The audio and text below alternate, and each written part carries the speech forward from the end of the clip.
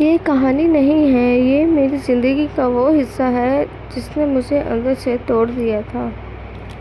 کبھی کبھی دنیا کسی بڑے جھگڑے کی وجہ سے نہیں، صرف ایک چھوٹی سی غلط فہمی کی وجہ سے آ جاتی ہے، اور شاید یہ بات میں نے بہت دیر سے سمجھی۔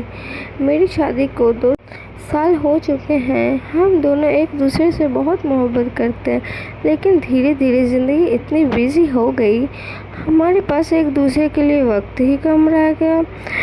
میرے ہسبینڈ صبح آفس جاتے اور رات کو تھکے ہوئے گھر آتے، میں پورا دن گھر کا کام کرتی رہتی، شام کو بس ان کا انتظار کرتی رہتی۔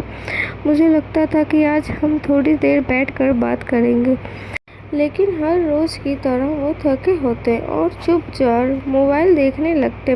ایک دن میں نے پوچھا، سب ٹھیک ہے؟ انہوں نے صرف اتنا کہا، بس تھک گیا ہوں۔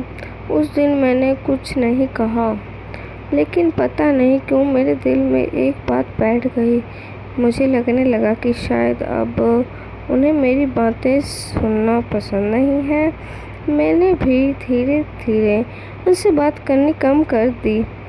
کئی دن گزر گئے، ہم ایک ہی گھر میں رہتے تھے، لیکن باتیں نہیں ہوتی تھی، نہ ہی کوئی جھگڑا تھا، نہ ہی کوئی شکایت تھی، بس ایک عجیب سی خاموشی تھی۔